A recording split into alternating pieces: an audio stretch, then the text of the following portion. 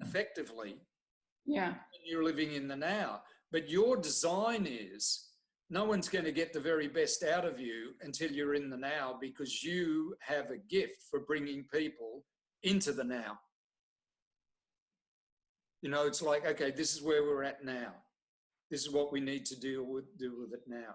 This will put it all together for you now. Right? That's where your power for integrating people and uplifting them and healing them comes from, by you being present. Well, I will make the caveat that it's not me healing them, and that's a very clear distinction I make. Is there, when you call yourself a healer, it's really important to understand that you're a healer because you healed yourself. Then you offer the vibration of a healer to those around you, and then they can become the healer themselves. So really that is, that's what I think is so empowering for leaders and people who just are really have a vision and have something they want to get out in the world, is you have to spend time with yourself. You have to know yourself. You have to be connected to your gifts, your abilities.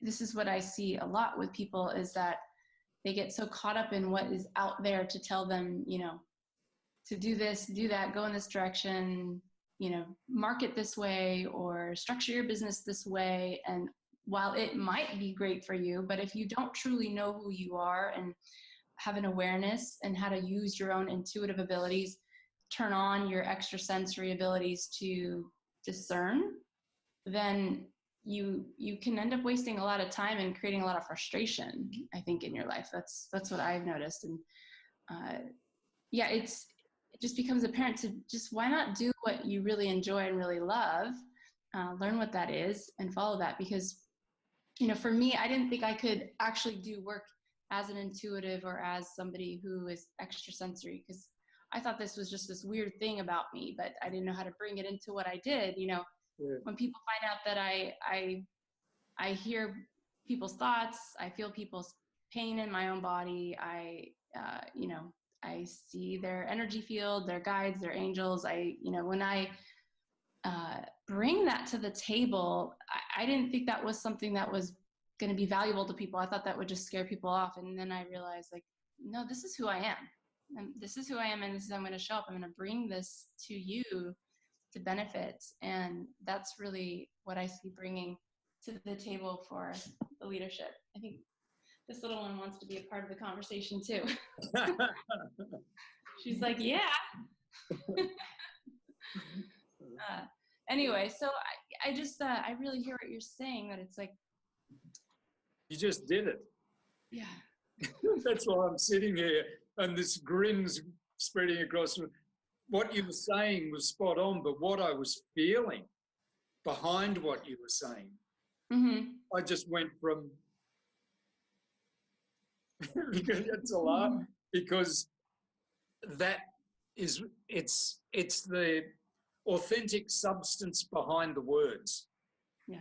It's the authenticity and the fact that it's aligned, right? So when there's a moment when somebody needs to tap into authentic energy that's aligned, then that's the point where you take leadership.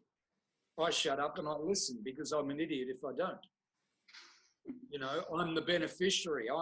You're pouring it on me. It's like, shut up and listen, you know, because this is, let Sarah take the lead.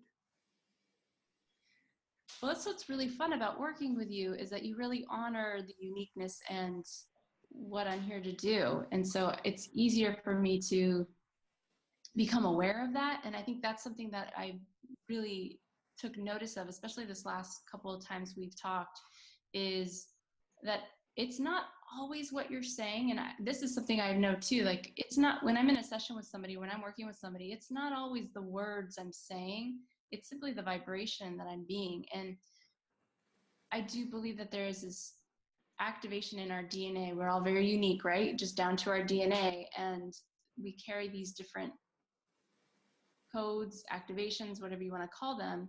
And once you're in presence with somebody, they will literally shift and rearrange that and activate what is potentially dormant in you. And I feel that that's what is really great when I'm with you, is that my ideas that are very up in the cosmos and out there become more practical. They become more like, okay, well, how do we do this here on Earth? You know, what makes this something that people can actually sink their teeth into and benefit from?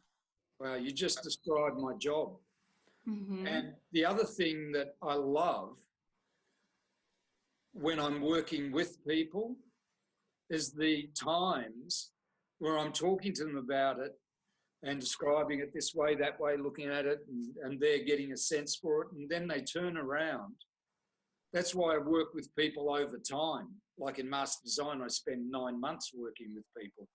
Yeah. And there comes a point where they've heard enough and they start feeding back to me the way they operate in one sentence, which I've spent 5 minutes trying to describe. And it's like they become better than me at doing what I'm trying to do or what I am doing. And that's when I know you've got it. It's all about, look, at 70, what's my ego got to prove? It's like, even if it wanted to, it couldn't, you know. It's more about, I want to see the exceptional in you. That's what opens my heart, is when I talk about the exceptional in you, we work on it. But then when I see it come out of you, it's like, yes, you know, because I'm alive and who knows for how long. So you want to get as much beauty out of the world, as much value out of the experience as possible. And so for me, it's like to watch the other person light up and become themselves. And I can talk a lot, but that shuts me up. You know, I've sort of got this unlimited ability because I've got an undefined throat. But when the other person really shares their true self with me, it's just zip it, shut up and listen and let it in, you know, because that's the focus of my work.